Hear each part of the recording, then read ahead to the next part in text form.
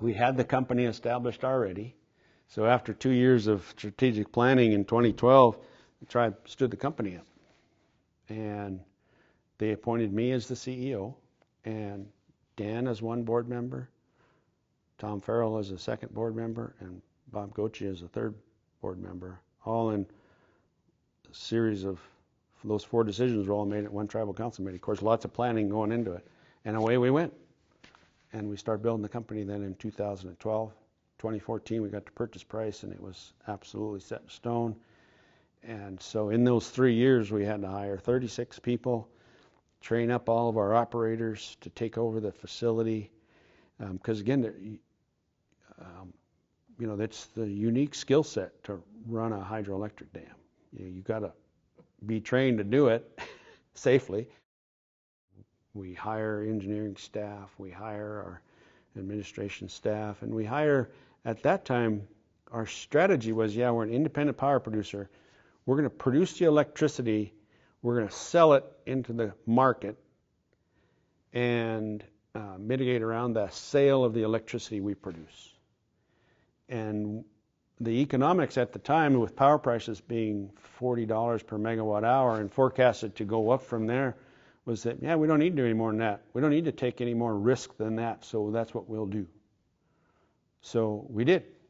And got all that put in place, road to check, of course, had the big celebration here. The year we take over, the fall of 2015, well, what happened in the natural gas world is fracking technology gets deployed, and it brings natural gas prices, which were $6 in 2008, $4 in 2014, down to $1 or less than $1 in 2015. And of course, nobody in the industry was forecasting that. Everybody was just in shock. And so power prices go with it. So when we take over the facility in 2015, power prices bottom out at $20 a megawatt hour. Keep in mind, $1 move of the commodity price, or the price we're getting for electricity at our facility, is $1 million a year. So all of a sudden we're going from a $40 million a year company to a $20 million a year company. Lump on top of that, 2015 was one of the driest years on record. And so our production was fairly low. I'll go back and look at the numbers, but I think, Julie, that our gross revenue for that year was, I want to say $19 million, or $16 million. I'd go back and look. But our net revenue for the year, for the company, was minus $11 million. We're $11 million negative. So we get through the first year. Got to the end of that year, sat down with tribal council and said, one or two things needs to happen. We need to change our business plan, or the government needs to survive on a lot less land rental payment, like half. Well, what does the new business plan look like, Brian? Said, well, we start trading power more than what we're just producing and grow the company. Okay, go figure out how to do that. So we started trading power for profit in 2016, both financially and physically. So there's some anomalies there. So what does that mean? It means we trade electricity and now natural gas, because it's the base commodity, so we have a good sense of what that's worth. We trade those commodities on the Intercontinental Exchange, ICE it's called. It's the same commodities trading platform that everybody uses for every commodity. So we structured a commodities trading company. An arm of our company is a commodities trading company. And so along with that comes all of the risk management that goes with it, the structures. You got to build what's called a front office to make the deals, a mid office to manage the risk, a back office to collect on a every month basis. So we had to build all of that starting in 2016. And so we've done that. We've done that successfully.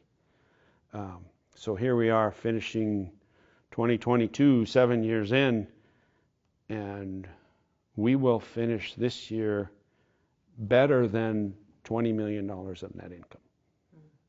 And having been able to provide the tribe in this time period, by the time we get to the end of this year, over $160 million back to the tribes. We're positioned really well in that we have a dam that is really well mitigated for the damages that it imposes on our resources. And as we go forward now today, where are we at? We're at a situation where the world's population has gotten too big and we create too much carbon because we all decided not only do we need electricity, but we need cars. And home heating and that natural gas that was really cheap, let's just keep burning that because it's cheap and easy.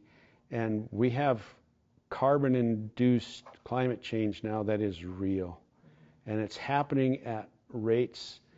I've been in the natural resource conversations for my entire career. We first started having these conversations about 2000-ish in the work world. Before that, it was happening before that scientifically, but in the resource management world, it's been happening that long.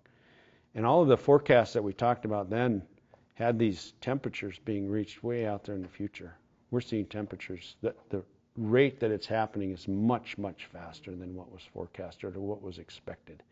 And I think when I look back at those studies, they didn't look at how the increase would be exponential, because it's not just carbon production, it's from human activity. The carbon production from human activity causes warming. The warming then causes forest fires and ice cap melting, which further increases methanes and carbon production. We're producing natural gas through fracking, so methane production goes through the roof. So the production and the temperature then goes exponential on us, and we're in that exponential growth. Last year we saw temperatures in June in British Columbia, north of Seattle, 120 degrees. Wow. Never have they experienced temperatures that hot in British Columbia. Hottest recorded ever. We have, in the first 7 years we've operated the facility, we've seen the spring freshet this year's more normal than all the rest. All the rest of them have the spring freshet moving a full 2-3 weeks sooner in the spring. Every year now, most of today's generation will look at, I see it in the newspaper, we're getting into fire season and you need to be thinking about smoke. And I'm thinking, for crying out loud, they talk about it like it's normal. When we were growing up, we never had smoke issues. A forest fire more than 100 acres was a big deal. I think the perma burn happened when I was in grade school, and Mom went and worked on that to support it from a nurse perspective. That fire was like an anomaly. It was giant. When I first started working for the Forest Service, we had a 60-acre fire that got away. It was a controlled burn that got away, 60 acres. And they brought in a Type 1 team. Boy, it was a big deal.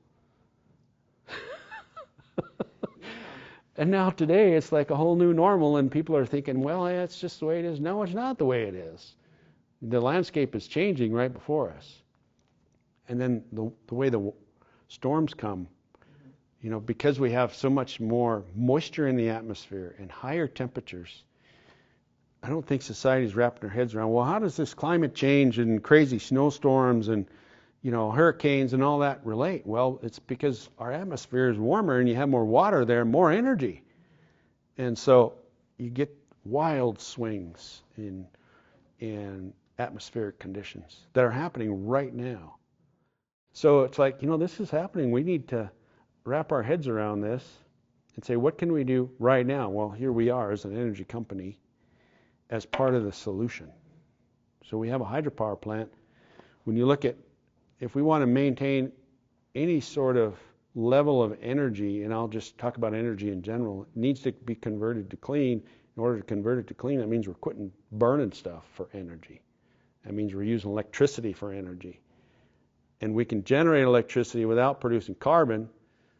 And so we have what is likely going to become the base for the future electricity system that we can build on into the future. So what's the tribe then done for us as a company? They've said, Brian, you're doing well. Even with the 160 some that's going back, you retain some inside the company and you grow the company and have us as a tribe become a leader in bringing forth the new energy world. So we're looking to, okay, what's the next asset that we as a tribally owned independent power producer can bring to this problem and help solve it and be a part of the solution? And do it in a way that continues to preserve our resources and help allow us to perpetuate ourselves into the future. So is not a carbon producer. Is not something that's going to create such an impact that we can't come back from it. So we're in the middle of doing that right now. It's 2022 right now. In 2025, we're 10 years before the relicensure of this facility, and we will start this conversation. So for 10 years, we'll need to be thinking about this as a tribe. Where do we go now as the sole owner of this asset with our mitigation strategies? So it will be a great conversation. So as we're looking forward, not only do we need to be, as the next generation, I tell people, I am not going to work till I'm dead. Really? There are many people here that have done that. I don't want to do that. And so, I will certainly, hopefully be around to help these conversations and provide, the background and the history. But these are decisions that future generations are going to have to make.